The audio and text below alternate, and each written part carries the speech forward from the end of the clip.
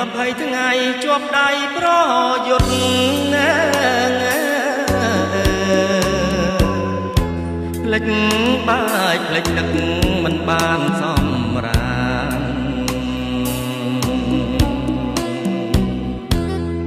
តស៊ូនឹងខ្មាំងអាចចោលឈ្លានពានយកជ័យឲ្យបានជាតិយើងបានសុខ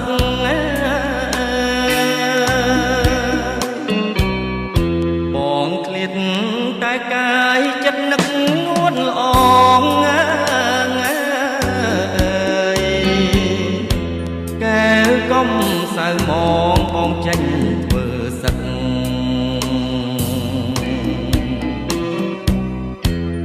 ក្នុងនាមកងទ័ព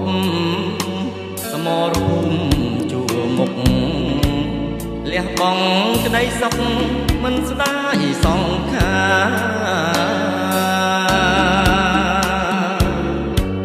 ស្លាប់ដើម្បីជាតិឃ្លាតកាយបាត់ទៅបនសល់ទុកនៅវារាំងហានខ្លា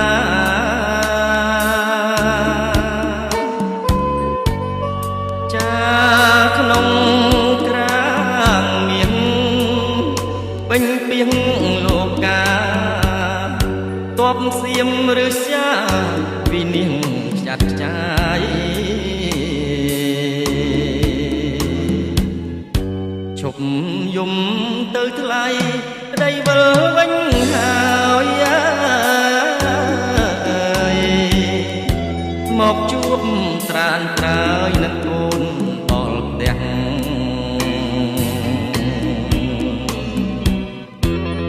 រៀបបាយរៀបដឹកបងនឹកអូនណាស់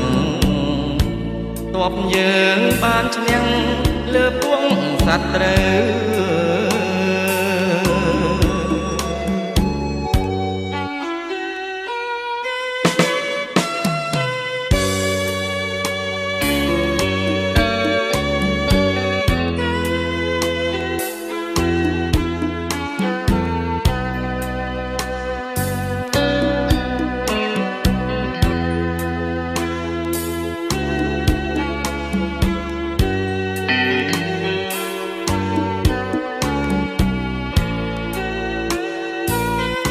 កុំយំអូ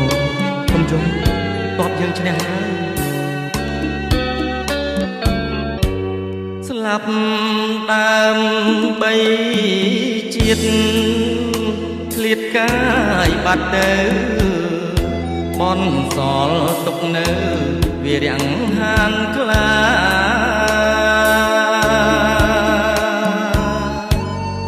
ចាក្នុងក្រាងមាសពេញពីងលោកាតបសៀមឬសាវិនាង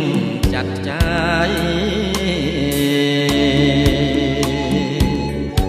ឈប់យំទៅអូនប្តីវិលវិញហើយមកជួបត្រានត្រើយនឹងកូនដល់ផ្ទះ